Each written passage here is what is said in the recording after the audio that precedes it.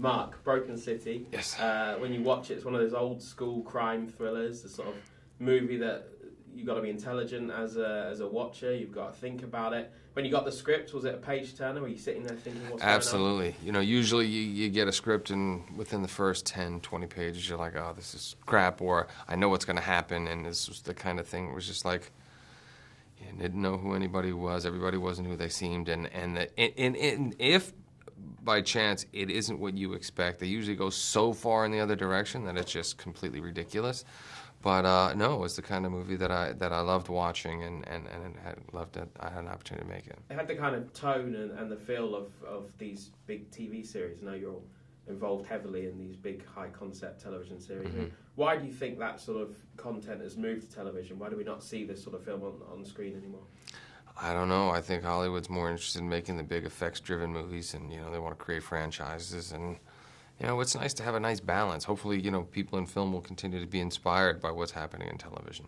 It's also the classic underdog story. Yes. With your character Billy, isn't it? Yes. Those are kind of guys I like to root for.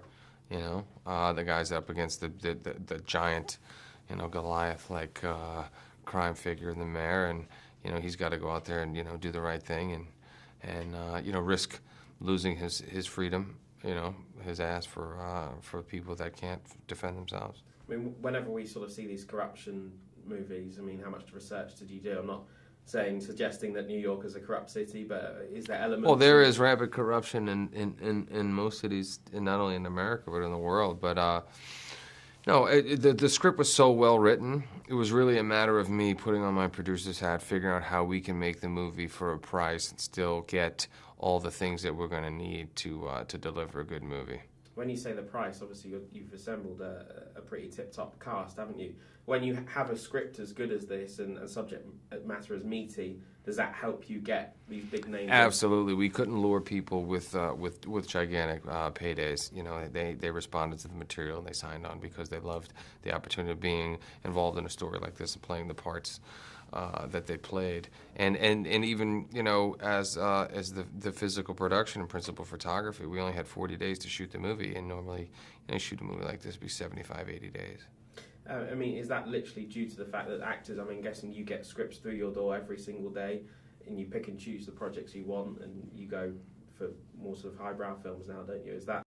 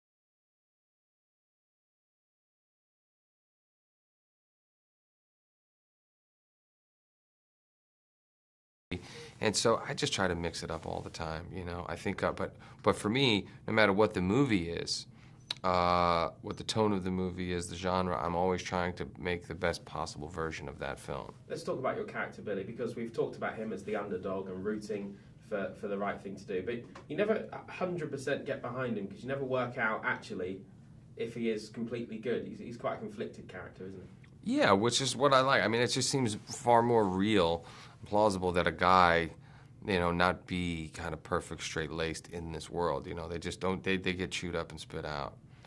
So let's talk about those scenes between you and Russell. A lot of the movie hinges on those two scenes in many respects. Did you practice, rehearse those much? Did you go in at the deep end with them? Yeah, oh, we just dove right in. You know, we came on the set that day. The first scene we shot was the big confrontation at his home office. And Alan, our director, was like, you guys want to rehearse? What do we want to do? And we just kind of looked at each other and was like, let's go. You know, we put the cameras in both directions, kind of like what we're doing right now, and we just started shooting it. What's he like? Because we've heard about Daniel Day-Lewis and being called Mr. President on set. Was Russell Mr. Mayor?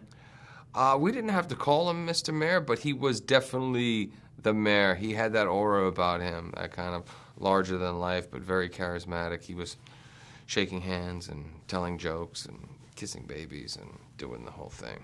And just finally, let's talk about Ted. It was in my top 5 movies of last year. Absolutely. Oh, awesome. Completely loved it. Sequel in the works? It's well into the works, yes. The deals are done. You know, they're writing now, and after Transformers and Seth doing a movie, then we're going to go and do it. But we're going to see Ted, aren't we, at the end of the month at the Oscars? You'll see me and Ted appearing at the Oscars together, yes. Presenting, I think, multiple awards.